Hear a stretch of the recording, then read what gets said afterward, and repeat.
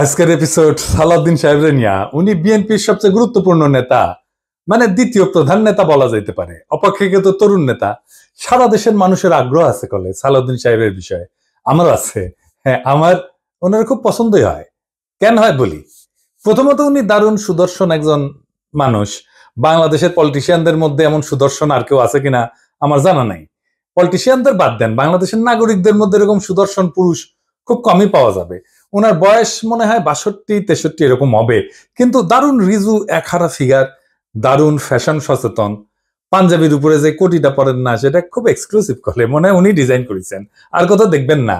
নিজে ডিজাইন করেছেন, আমি শিওর ভবিষ্যতে সালাউদ্দিন কোটি হিসেবে এটা পরিচিতি পাইতে পারে।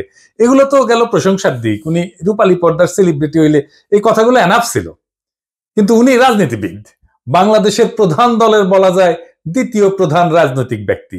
তাই উনার যে কোনো আচরণ, যে কোনো ইতিহাস আমরা একদম মাইক্রোস্কোপের নিচে ফেলা দেখব। আমরা উনার সাম্প্রতিক ঔদ্ধত্য নিয়ে শুরু করতে পারি। দেখেন, একটু লক্ষ্য করেন, সিনিয়রদের প্রতি ওনার ন্যূনতম একটা সম্মানবোধ নাই। এখনই যেন দলের মহা কিছু হয়ে গেছে, মঈন খানকে বক্তব্য দিতে থামাই দিল। পদত্যাগের ব্যাপারে আমরা লিখিত বক্তব্যে জানিয়েছি, আগেও জানিয়েছি। নিরাপত্তা উপদেষ্টা এবং আর দুইজন ছাত্র উপদেষ্টা যাদের কারণ আগেও জানিয়েছি। নিরাপত্তা উপদেষ্টা এবং আর দুইজন ছাত্র উপদেষ্টা যাদের কারণ আগেও জানিয়েছি। নিরাপত্তা উপদেষ্টা এবং আর দুইজন ছাত্র উপদেষ্টা যাদের কারণ। তারপরে মঈন খান বক্তব্য দিচ্ছেন, এটা ওনার সহ্য হইল না, উনি চলে গেছেন। দেখেছেন, দেখেন। যে তিনটি বিষয় নিয়ে আমরা কথা বলেছি আপনারা শুনেছেন, সংস্কার, বিচার এবং নির্বাচন। আমরা স্পষ্ট ভাষায় বলেছি যে উনার নিজের দলের সিনিয়রদের যিনি সম্মান দেন না, উনি দেশের সাধারণ মানুষকে সম্মান দিবেন কিভাবে?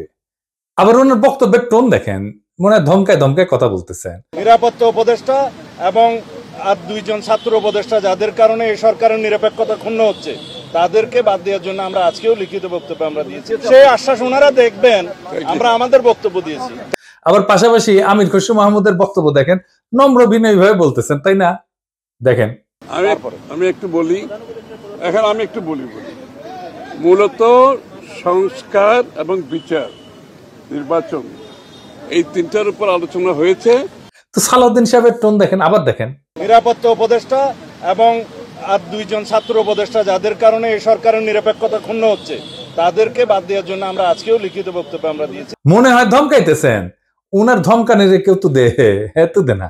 হ্যাঁ, সে বলে সুপুরে সরাইলে সাংবিধানিক সংকট তৈরি হবে, আর প্রফেসর ইউনূস পদত্যাগ করলে জাতি নাকি বিকল্প বেছে নেবে। মানে সুপুর কোনো বিকল্প নাই। হাসিনার যেমন বিকল্প ছিল না, সুপুরে বিকল্প নাই। যাই হোক, এটা আওয়ামী লীগ বললে তো মানা যাইতো, এটা বিএনপি বলে যে সুপুর কোনো বিকল্প নাই। কোন লেভেলের বেদবি দেখেন।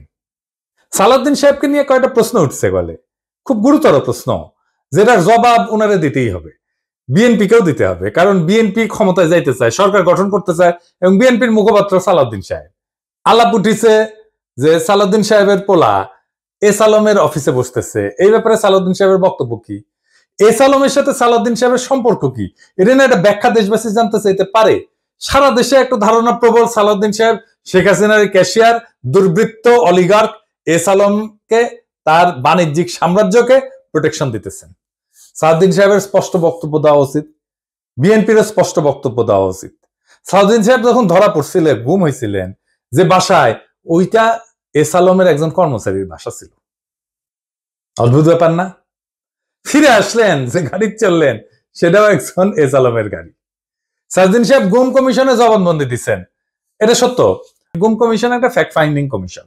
এখানে জবানবন্দি দিলে গুমের বিচার হবে না। গুমের বিচারের জন্য আন্তর্জাতিক অপরাধ ট্রাইব্যুনালে অভিযোগ দায়ের করতে হবে।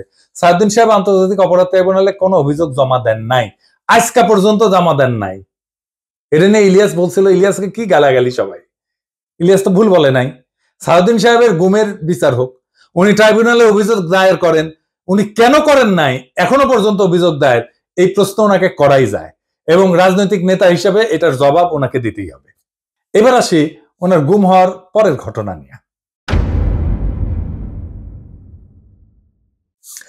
ওনার গুমের বিষয় নিয়ে প্রশ্ন তুললে ইলিয়াস, তাসনিম খলিল লিখছে, বিএনপি নেতা সালাউদ্দিন আহমেদ র্যাবের হাতে বলপূর্বক অন্তর্ধানের শিকার হয়েছিলেন, ব্র্যাকেটে গুম।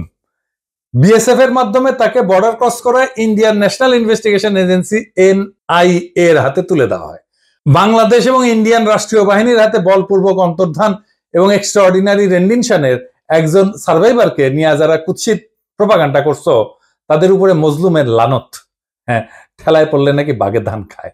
আর পার্সিকুলার তাসনিম খলিল ঠেলায় পড়লে ইসলামী ভোকাবুলারি ইউজ করে, লানত ইউজ করেছে। যার জন্য ইউজ করেছে তারে ধন্যবাদ। ইলিয়াসের কারণে হাজার হোক, লানত শব্দটাতে ইউজ করেছে। সাউদ্দিন সাহেবের গুমের বিষয়ে আমরা সবসময় কথা বলছি, সবাই, ইলিয়াসও বলছে, সবসময় ওনার পক্ষে দাঁড়াইছে, ইলিয়াসও দাঁড়াইছে। আমাদের সকলের সহমর্মিতা আছে, সমবেদনা আছে। কিন্তু গুম পরবর্তী সময় ওনার কিছু কাজকর্ম প্রশ্নের উদ্বেগ করছে, যার জবাব ওনাকে দিতে হবে, কারণ উনি পলিটিশিয়ান। যাই হোক, উনি গুম হয়েছেন, এটার কারণে ওনাকে কোনো ইনডেমনিটি দেওয়া তো সম্ভব না। সম্ভব না। যাই হোক, এই প্রসঙ্গে বিস্তারিত না যে আমরা সালাউদ্দিন সাহেব গুমের পরে কেমন মজলুমের জীবন কাটাইছেন সেটা একটু দেখি। এটা শিলং এর সানরাইজ গেস্ট হাউস। ওইখানে সালাউদ্দিন সাহেব ছিলেন, হ্যাঁ, পুরো সময়টাই। রিভিউ ভালো, ভালো প্রপার্টি, মাশাআল্লাহ। শিলং এ কেউ বেড়াইতে যেতে চাইলে থাকতে পারেন, দেখেছেন, দেখেন কি সুন্দর জায়গাপত্র, দেখেছেন, এখানে সব ব্যবস্থা ভালো। ভিতরে যেখানে সালাউদ্দিন সাহেব দর্শনার্থীদের লুঙ্গি পরে দেখা দিতেন, সেটার ছবিও আছে, মিলাই দেখে নিয়েন। অতি আনন্দময় সফরের নিশ্চয়তা দিলাম, বিফলে মূল্য ফেরত দেওয়া হবে। আমরা কলে এই সানরাইজ গেস্ট হাউস কোনো পয়সা করে দেয় নাই বিজ্ঞাপনের জন্য, ফ্রি করলাম আর কি। পরিবেশটা সুন্দর না, কোনো হইচই আছে? হ্যাঁ, নাই।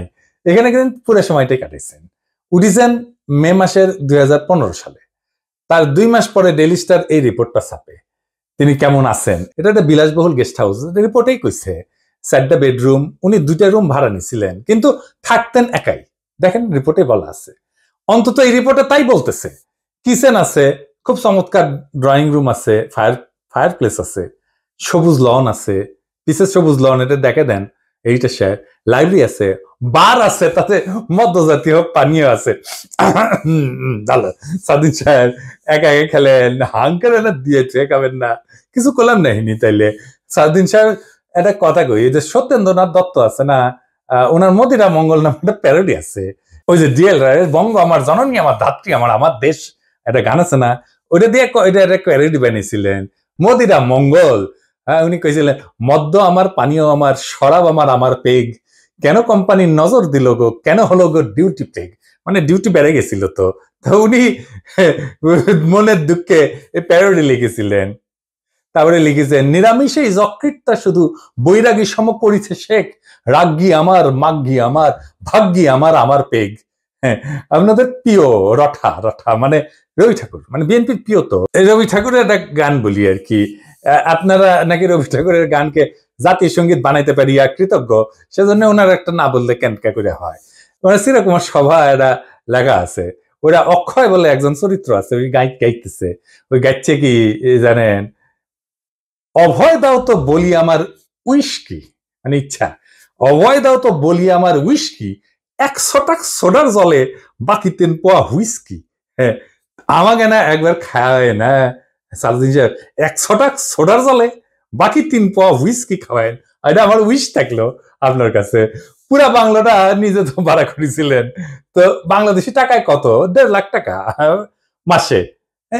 আমার একজন পার্সোনাল অ্যাসিস্ট্যান্ট ছিল, ম্যানেজার ছিল, 2জন কেয়ারটেকার ছিল, 2জন মালি ছিল, একটা হাইলি সিকিউরিড এরিয়া, কাছেই এয়ারফোর্সের অফিস, আর কয়া হয়েছে একটা গোয়েন্দা সংস্থার অফিস। আমরা ধারণা করি এটা রয়্যাল অফিস। কে রাখলো ওখানে ওনাকে? উনি অনুপ্রবেশের দায়ে গ্রেপ্তার হয়েছিলেন। উনারা তো চাকরি করতেন না ইন্ডিয়াতে, উনি ইন্ডিয়াতে রাজনৈতিক আশ্রয় পান নাই। ওনার এই সুপার ফ্যাবুলাস লাইফস্টাইলের টাকা কে দিছে? টাকা কে দিছে? উনি আয় করেন নাই, তাহলে টাকা কি বাংলাদেশ থেকে পাঠানো হয়েছে হুন্ডি করিয়া? হুন্ডি আপনি করতে পারেন, এটা অর্থ পাচার না? এইগুলো লেজিট এবং বৈধ প্রশ্ন। আপনারা বলতে হবে টাকাটা কে দিছিল, কেঙ্কা করে গেছিল। এইবার একটা চমক, বিশাল চমক, সিট বেল্ট বাইন্ধে নেন, যা দেখবেন তাতে অজ্ঞান হয়ে পড়ে যেতে পারেন সিট থেকে। কি সেই চমক? সাউদ্দিন সাহেবের সঙ্গে দেখা করতে গেছে কিছু লোক ওই শিলং এর বাংলোতে। তার মধ্যে ছবিতে ডাইন পাশে গালে হাত দিয়া বসে আছে ব্যক্তিটা কে? হ্যাঁ, ব্যক্তিটা গুরুত্বপূর্ণ, কারণ সালাউদ্দিন সাহেবের সাথে সকল মিটিং এ তার উপস্থিতি দেখা যায়। সে ঠিক ওই একই চেয়ারে বসে এইটা সাহেব আপনি দুটা ছবি পাশাপাশি দেখান না। দেখেন দুই সময়ের ছবি কলে দেখা করতে এসছে, তারাও ভিন্ন কলে। হ্যাঁ, সাউদ্দিন সাহেব এক ছবিত লুঙ্গি পরে আছে আর এক ছবিত পায়জামা পরে আছে, দেখেছেন। কিন্তু ওই বান্দা ঠিকই একই আছে ওই চেয়ারে। কে সে জন, তার নাম কি জানেন? তার নাম বিপ্লব পার্থ। চট্টগ্রামে তাকে সবাই চেনে আওয়ামী লীগের একজন লেসপেন্সার, আওয়ামী লীগের একজন কর্মী এবং ভারতীয় এজেন্ট হিসেবে। আওয়ামী লীগের 15 বছর পুরোটা সময় দাপটের সাথে জীবনযাপন করে গেছেন। ছিলেন চট্টগ্রাম মহানগর আওয়ামী লীগের সাধারণ সম্পাদক আজম নাসির উদ্দিনের অন্যতম ডাইন হাত। আজম নাসিরের অনলাইনে একটা পোর্টাল ছিল, তার নাম ছিল জয় নিউজ। জয় নিউজের সাংবাদিক হিসেবে দীর্ঘদিন কাজ করেছিল এই বিপ্লব পার্থ, মাশাআল্লাহ। কিন্তু এইসব পরিচয়ের বাইরেও তার একটা বড় পরিচয় আছে। বিপ্লব পার্থর মূল পরিচয়, সে ইসকনের চট্টগ্রাম বিভাগের মিডিয়া সেলের সমন্বয়ক। হ্যাঁ, সমন্বয়ক। হ্যাঁ, এটা আবার গৌরবে ফেসবুকে ঘোষণা দিয়ে প্রচার করেছিল সে। চট্টগ্রামে চিন্ময় ইস্যুতে সবচেয়ে বেশি যে লোকটা সক্রিয় সেটা হইতেছে বিপ্লব পার্থ। দেখেছেন মিছিলে, দেখেছেন। আজম নাসিরকে দ্বিতীয়বার চট্টগ্রাম সিটি কর্পোরেশনের মেয়র নির্বাচনের জন্য মনোনয়ন পাওয়া দেওয়ার জন্য ওই নাকি অমিত শাহর কাছে নিয়ে গেছিল আজম নাসিরকে। আওয়ামী লীগ সরকারের আমলে বিপ্লব নাকি 60 বারের বেশি ইন্ডিয়া সফর করেছে। গর্ব করে কইতো, সব জায়গায় প্রচার করতো। আর এই সমস্ত সফরের নাকি বেশিরভাগই ছিল সরকারি সফর। তার পাসপোর্ট যাচাই করা হোক, তার প্রমাণ মিলবে। ইমিগ্রেশনে খোঁজ নেন, দেখেন কয়বার গেছিল। এটা পুলিশের কাজ, গোয়েন্দা সংস্থার কাজ। কেন একজন ব্যক্তি এতবার ভারত সফরে গেল সেটা নিশ্চয়ই কারণ আছে। অনুসন্ধান করে এই রহস্য উদ্ধার করা হোক। এতদিন আওয়ামী লীগ হইলেও, এত সাজলেও, আওয়ামী লীগ সাজলেও 5ই আগস্টের পর হঠাৎ কইরা রূপ বদল করে বিএনপি হয়ে গেছে। সব প্রোগ্রামে যায় বিএনপি। একসময় সাংবাদিকতা করলে এখন পুরোপুরি বেকার করে এবং কাজ করে না। তো শোনা যায় আর কি যে ওক নাকি রয় ঢুকাইছে বিএনপির মধ্যে এবং বিএনপির সমস্ত তথ্য ভারতে পাচার করার জন্য। এমন একজন বিতর্কিত সেন্সিটিভ লোক ফ্যাসিবাদী সরকারের সময় কয়েকবার দেখা করছে সালাউদ্দিন সাহেবের সাথে। কি কারণে? সালাউদ্দিন সাহেবকে তো কইতে হবে কেন সে সব মিটিং এ থাকে। 5ই আগস্টের পর বিপ্লব পার্থ শেল্টার হইতেছে, গডফাদার হইতেছে বিএনপির আরেক স্থায়ী কমিটির সদস্য আমির খসরু মাহমুদ চৌধুরী। দেখেন ওর সাথে, দেখেন খালি ঘুরে বেড়ায়। স্বীকৃত, এটা প্রকাশ্য এবং স্বীকৃত। অথচ গত 15 বছরে ছাত্র দল এবং যুব দল করা হিন্দু সম্প্রদায়ের প্রচুর লোক আছে চট্টগ্রামে, তারা কাছে ফিরতে পারে না আমির খসরু মাহমুদের। তাদেরকে বাদ দিয়া লীগের দালাল ভারতীয় এজেন্ট বিপ্লবকে জন্মাষ্টমীর নাম দিয়া চট্টগ্রামের রাজনীতিতে থিতু করার চেষ্টায় মরিয়া খসরু এবং সালাউদ্দিন চক্র। ছবিতে দেখেন বিপ্লব পার্থ মোদির সাথে ছবি, দেখেছেন? মোদির সাথেও ছবি, সালাউদ্দিনের সাথেও ছবি, ইসকনের চিন্ময়ের সাথে ছবি, ইন্ডিয়ান হাই কমিশনের সাথে চট্টগ্রামের বিভিন্ন ইভেন্টের ছবি। এবার বুঝেছেন তো আমির খসরু কেন অমিত শাহের সামনে জুলকাপ্পর নাম করতে যায়? কানেকশন বুঝেন? আমির খসরু, সালাউদ্দিন, ইসকন সব বরাবর। আর একটা ইস্যু আছে, সেটা হইতেছে মরাল ইস্যু। আমার স্কুলে বড় ভাই ডাক্তার ফিরোজ খুব ভালো ছাত্র ছিলেন। ডাক্তারি শেষ কইরা উনার ক্যারা উঠেছিল, উনি পলিটিক্স করবেন। খালেদা জিয়ার অ্যাসাইনমেন্ট অফিসার ছিলেন, খুব দাপুটে নেতা ছিলেন বিএনপির। শুনতাম উনি নাকি দুর্নীতি করে ফাটাই ফেলিছে। হ্যাঁ, তারপরে শুনি 1/11 পর অস্ট্রেলিয়াতে গেছে। একটা ছোট্ট ঘরে 2 মেয়ে সহ পুরা পরিবার নিয়ে থাকতেন। ওই একই ঘরে থাকা, ঘুমানো। নিজে নাইট গার্ডের চাকরি করেছেন ডাক্তার হইয়া। হারিস চৌধুরী সিলেটের জমিদার বংশের ছেলে ছিল। রাজনীতি করে এসে সব হারিয়েছিলেন। 1/11 পরে থাকতেন পান্থপথে, খুবই দিনহীন ভাবে, পরিচয় লুকায়। মারাও গেছেন পরিচয় লুকায়। বেওয়ারিশ হিসাবে তাকে দাফন করা হয়েছিল। নিরাপত্তার কারণে পেট চালানোর জন্য চাঁদনি চকে কাপড়ের দোকানে কর্মচারীর কাজ করতেন। সেরা পাঞ্জাবি পরতেন। রিক্সায় চড়ার পয়সা ছিল না, হাইটা যেতেন। মির্জা ফখরুল নিজেই বলছেন এই আওয়ামী লীগের আমলে বিএনপির নেতা কর্মীরা বাড়ি ছাড়া হয়ে ঢাকায় এসে রিক্সা চালায়, উনি কান্দিছিলেন, ফ্যাস ফ্যাস করে কান্দিছিলেন। আর আপনি সালাউদ্দিন সাহেব রাজার হালে থাকেন, শিলংয়ে লজ্জা লাগে না? সালাউদ্দিন সাহেব, আপনার ভারতে থাকার টাইমে সকল খরচা কিভাবে করেছেন জাতিকে জানাইবেন। ইসকনের সাথে আপনার কি সম্পর্ক সেটাও জানাবেন। জাতির এটা জানার অধিকার আছে। 1975-এ সোহরাওয়ার্দীর বডিগার্ড জয় বাংলা হয়ে যাওয়ার পরে বেশ কিছু বছর কাটাল রানী ইন্ডিয়া ছিল। সেখান থেকে বাংলাদেশে ফিরে আমাদের উপরে স্টিম লোডার চালাইছে ফ্যাসিবাদের ছাদ দিয়ে, আবার ভারতে পালায় গেছে। অনেকে বলে হাসিনা পালায় যাওয়ার পরে সালাউদ্দিন নামের এই বিএনপির নেতাকে ভারত বাংলাদেশে পুশব্যাক করে দিছে। এতদিন আসতে পারেননি উনি, তারপরে 1 সপ্তাহ যায়নি হাসিনা পড়ছে উনারে পেটে দিল, আগে পাঠাচ্ছিল না। কাকতালীয় ভাবে জীবনের বড় একটা সময় হাসিনার চেয়েও বেশি সময় ভারতেই ছিলেন। তো এই সালাউদ্দিন সাহেব ইদানিং হাসিনার মতো উদ্ধতভাবে কথাবার্তা বলা শুরু করেছেন। সামনে ওনাকেও সম্ভবত আমরা হাসিনার প্রতিবেশী হিসেবে ভারতে দেখতে পাবো। মাশাআল্লাহ। সালাউদ্দিন সাহেব, মানুষ আপনারা ইন্ডিয়ান মাল বলে, আপনি শুনেন না, কিন্তু ক্যামেরা ঠিকই শুনে। এই যে দেখেন, আপনারা কয় ইন্ডিয়ান মাল আসিছে।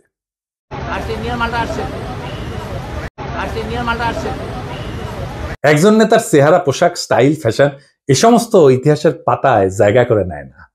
ইতিহাস মনে রাখে নেতৃত্বের সততা, আত্মত্যাগের পরিমাণ, আর সেই নেতার অবস্থান দুর্দিনে কোথায় ছিল। সালাউদ্দিন আহমেদ নিঃসন্দেহে গুমের শিকার হয়েছিলেন। সেই সময় দেশবাসী তার জন্য কাঁদছে। কিন্তু একজন মজলুম যখন বিলাসের চাদরে নিজেকে মুড়ায় ফেলেন, যখন নিজের গুমের বিচার আন্তর্জাতিকভাবে দাবি না কইরা তার রাজনৈতিক মূলধন বানায় ফেলেন, তখন প্রশ্ন ওঠেই। এবং এই প্রশ্ন তার ব্যক্তিগত না, সমগ্র বিরোধী দলের নৈতিক ভিত্তির উপরে আঘাত আনে। বিএনপিকেও বুঝতে হবে, সরকার বদলানোই রাজনীতি না। আদর্শ, ত্যাগ এবং গণমানুষের বিশ্বাস অর্জনই রাজনীতির মূল সোপান। আর সেই বিশ্বাস অর্জনের পথে সবচেয়ে বড় বাধা যদি হয় নিজের দলে থাকা সদ্য ভুক্তভোগী, ছায়া সুবিধাভোগী কিংবা একবিংশ শতকের গেস্ট হাউস রেভলিউশনারি, তাহলে শাসক পরিবর্তন হইলেও শাসন ব্যবস্থা বদলায় না। সালাউদ্দিন সাহেব, আপনি যদি সত্যি গণতন্ত্র চান, তাহলে সাংবাদিকের ধমকানো বন্ধ করেন, দলের সিনিয়রদের সম্মান করেন, জাতীয় ঐক্যের প্রতীক প্রফেসর ইউনূসকে তার যোগ্য সম্মান দেন, সম্মান নিয়ে কথা বলেন। আমরা চাইলে আর একটা প্রফেসর ইউনূসের মতো ফিগার পাবো না। চাইলে বটতলার উকিল হাজারো চুপ্পু পাওয়া যাবে। এস আলমের ছায়া থেকে বেড়ায় আসেন। আর সাহস থাকলে আন্তর্জাতিক অপরাধ ট্রাইব্যুনালে গিয়া বলেন, আমি গুম হয়েছিলাম, বিচার চাই। কারণ মানুষ আর একজন হাসিনা খুঁজতেছে না, তারা খুঁজতেছে এমন একজন নেতা যে প্রহসনের মুখোশ পইরা ট্র্যাজেডিকে উপহাস করে না।